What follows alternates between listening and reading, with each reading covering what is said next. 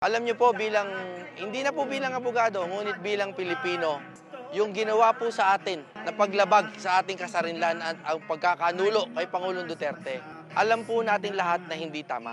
Akala natin dati sa panunungkulan ni Pangulong Duterte, naayos na natin kahit papano ang Pilipinas at konti na lang, first world na tayo.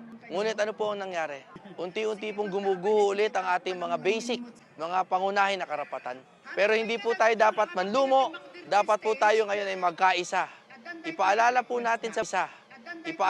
natin sa buong mundo sa pamamagitan ng mga mapapayapang pagtitipon na ang Pilipinas ay isang sovereign state.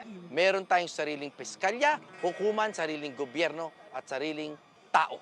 Hindi po tayo dapat pumayag sa pagpasok ng banyaga sa ating sistema. Pero tayo po ay laging mapayapa at nagpapaalala that first of all, prayer, ang pagdadasal po natin, ang first step towards justice. Kaya po ako kuminsan ay nagpapasalamat ng personal kay Pastor Apollo Kibuloy. Dahil siya po, sa kabila ng lahat ng pagsubok at paghamon na binibigay sa kanya ng daigdig, siya po ay nagpapaalala sa atin na manalangin. So bago po tayo mangalsada, sama-sama tayong manalangin upang ibalik hindi lamang po si PRRD, kundi ibalik ang buo na kasarinlan ng Pilipinas. Ako po muli si Atty. Jimmy Bondoc nagpapaalala na hiwalay sa politika, ang Pilipinas ay ipaglaban natin.